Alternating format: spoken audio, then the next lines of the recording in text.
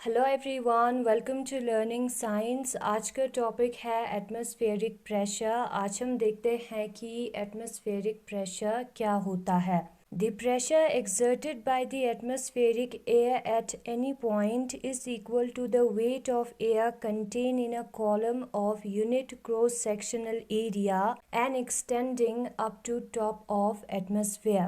जो air atmosphere में है वो जो प्रेशर एक्सर्ट करता है उसको हम कहते हैं एटमॉस्फेरिक प्रेशर किसी भी पॉइंट पे, और वो जो है बराबर होता है वेट ऑफ एयर जो कि एक कॉलम में है, और उस कॉलम का क्रॉस सेक्शनल एरिया जो है यूनिट है मतलब कि 1 मीटर हो सकता है, 1 सेंटीमीटर हो सकता है, 1 मिलीमीटर हो सकता है, यानी कि 1 है। And extending up to the top of the atmosphere, atmosphere के टॉप तक ये जो है एक्सटेंड है, फैला हुआ है। सपोज हमारे पास एक टेबल है और उस टेबल के ऊपर एक बुक है, तो ये जो बुक है उसका वेट जो है उस टेबल के नीचे वाले हिस्से पे जिस एरिया को बुक ने कवर किया है प्रेशर एक्सर्ट करेगा।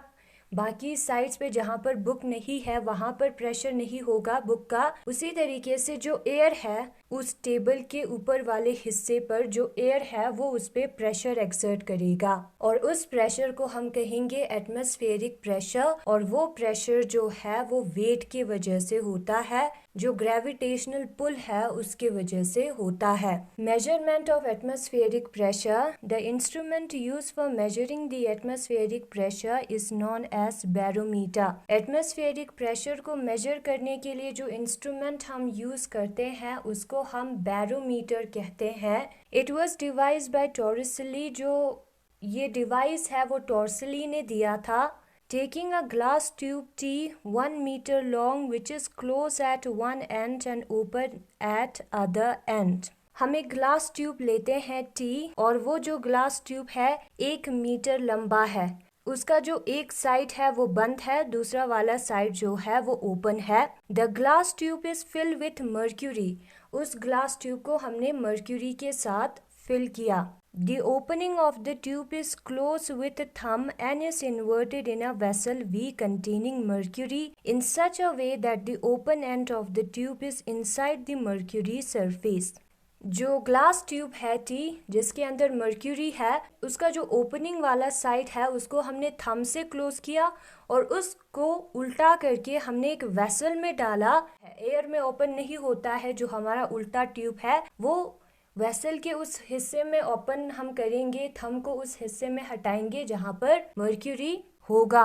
Care should be taken to see that no air enters the tube, और हमें इस चीज का भी ध्यान रखना है कि उस ट्यूब में एयर एंटर ना करे। On removing the thumb, the level of mercury in the tube starts falling and stands when a certain height is reach. अपने थंब को रिमूव करेंगे जब हम, तो जो मर्क्यूरी है उस ट्यूब के अंदर वो नीचे चला जाएगा एंड आफ्टर सम टाइम वो उसी हाइट पे रहेगा, जो कि यहाँ पर फिगर में दिखाया है। The height above the mercury column does not contain any air and is known as Torselian vacuum। और जो हाइट है मर्क्यूरी कॉलम के ऊपर उसके अंदर कोई भी एयर नहीं होता, इसलिए इस वाले सेक्शन को हम टॉर्सिलियन वैक्यूम कहते हैं।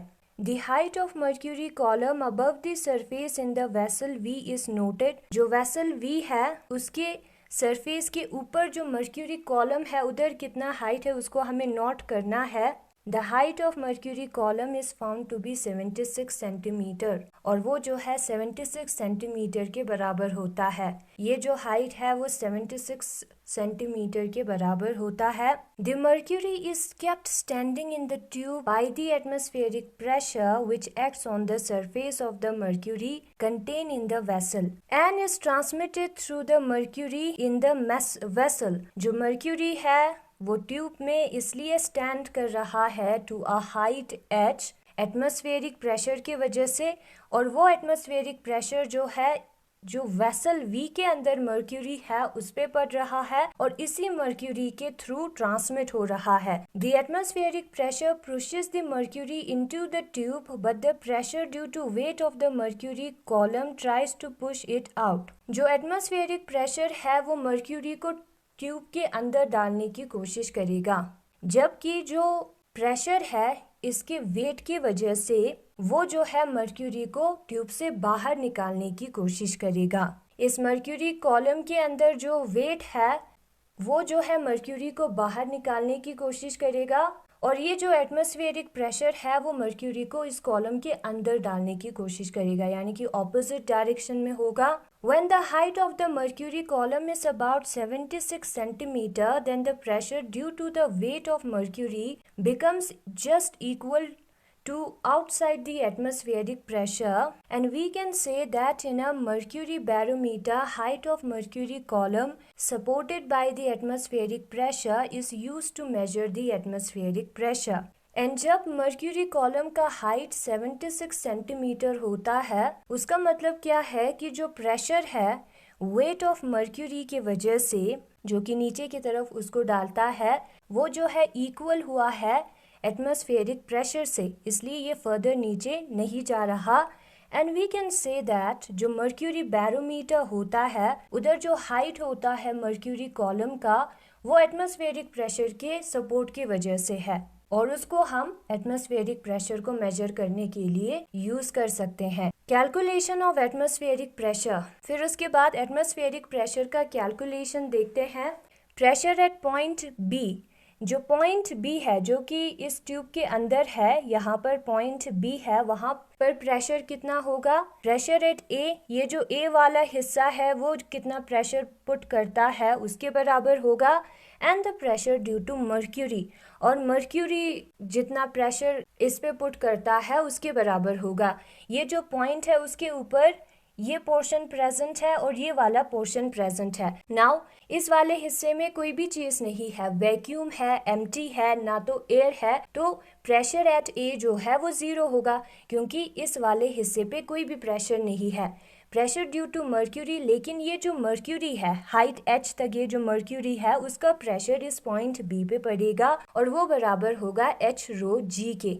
एच हमारा हाइट है, यहाँ पर फिगर में दिखाया है, रो डेंसिटी है मर्क्यूरी का, और जी जो है एक्सेलरेशन ड्यू टू ग्रेविटी है। हाइट हमें पता है, हमने निकाला था 76 सेंटीमीटर आता है। 76 सेंटीमीटर जो है 76 डिवाइडेड बाय 100 मीटर के बराबर होता है, तो वही हमने किया है 76 डिवाइडेड बाय 100। रो जो है वो डेंसिटी है, डेंसिटी ऑफ मर्क्यूरी जो है 13.6 होता है into 10⁻³ acceleration due to gravity जो है वो 9.8 है। एंड इसको जब हम सॉल्व करेंगे इंटू और डिवाइड करके देखेंगे तो हमें मिलेगा 1.013 इंटू 10⁻⁵ न्यूटन पर मीटर स्क्वायर, और ये है हमारा प्रेशर एट पॉइंट बी। एक लेवल में प्रेशर इक्वल होता है, इसलिए यही हमारा एटमॉस्फेरिक प्रेशर है, क्योंकि ये जो पॉइंट बी और पॉइंट सी है वो सेम लेवल पे है, और पॉइंट सी पे हमारा एटमॉस्फेरिक प्रेशर पड़ेगा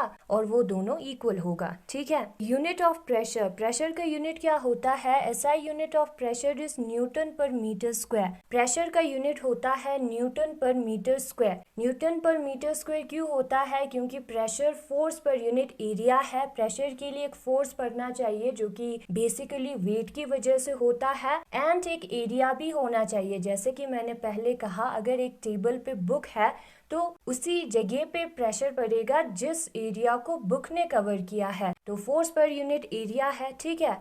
जो फोर्स बुक एक्सर्ट करेगा उस एरिया पे जिसको उसने कवर किया है उसी को हम प्रेशर कहते हैं। तो फोर्स का यूनिट होता है न्यूटन, एरिया का यूनिट होता है मीटर स्क्वायर। न्यूटन पर मीटर स्क्वायर जो है प्रेशर का यूनिट है, और उसको हम पास्कल से भी रिप्रेजेंट करते हैं। पास्कल जो है न्यूटन पर मीटर स्क्वायर के बराबर होगा। Another unit of pressure is torr. Torr से भी हम प्रेशर को मेजर करते हैं। A pressure equivalent to 1 mm of Hg is called टोर।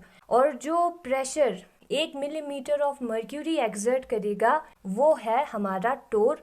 1 टोर जो है वो 1 mm ऑफ Hg के बराबर होगा। जो 1 मिलीमीटर है मर्क्यूरी का, वो जो प्रेशर एक्सर्ट करेगा वो बराबर है 1 टोर के। और यहाँ पर हमें पता है कि जो मर्क्यूरी है उसका डेंसिटी होता है 13.6 into 10⁻³ acceleration due to gravity का वैल्यू है 9.8। जो हाइट है वो 10⁻³ हो जाता है। तो वही वैल्यू हम पुट करेंगे तो हमें मिलेगा 133.28 न्यूटन पर मीटर स्क्वायर। तो यही है आज का टॉपिक। और अगर आपको ये वीडियो पसंद आया तो इस वीडियो को लाइक करें, लर्निंग साइंस को सब्सक्राइब करें। Thank you so much for watching.